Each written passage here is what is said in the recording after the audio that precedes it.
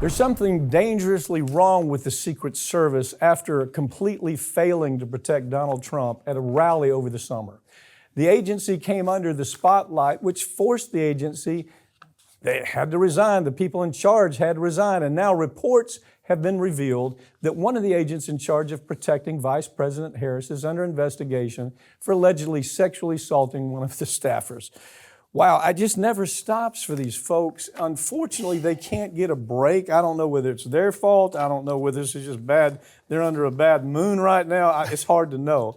What is your take on this? This is just kind of a further continuation of we've got some big problems in the Secret Service. You know, you mentioned the fact that over the summer, obviously the failures at that Trump rally, 1 man dead, 2 injured, Donald Trump bullet to the ear. That shouldn't have been able to happen, especially knowing everything we know now about the failures that led to that moment. This man could have been stopped an hour and a half before anything happened.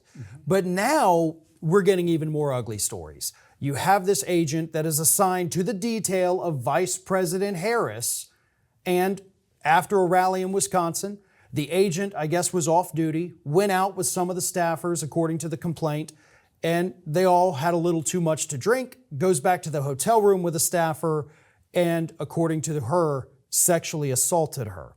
So we're hearing, look, first of all, you hear, look, we're having problems because we don't have enough money. Right. We're having problems because we don't have enough people.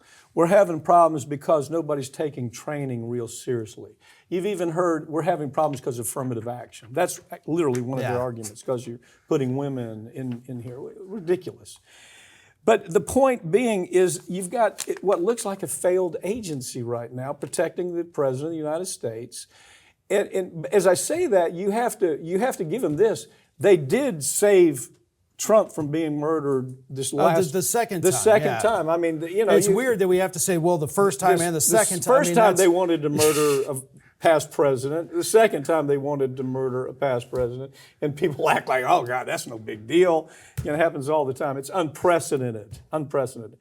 So as I look at what they did there, they did everything. Seemed to be everything right. I mean, what do you think? The second time, sure, but you know that's what happens after you have to tighten up a little bit.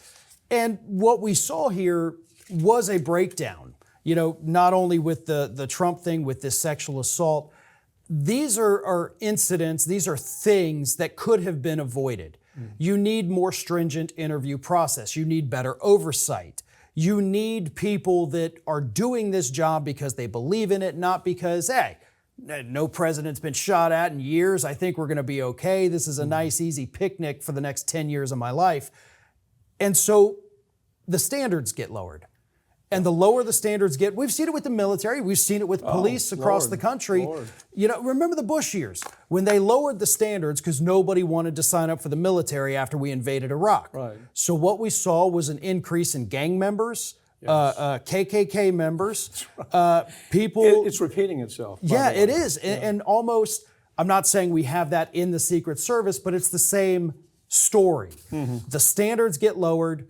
So that way you bring in people who should not be there, that should not be in these positions, that don't know how to handle these positions, and it creates catastrophic failure across the board. Yeah.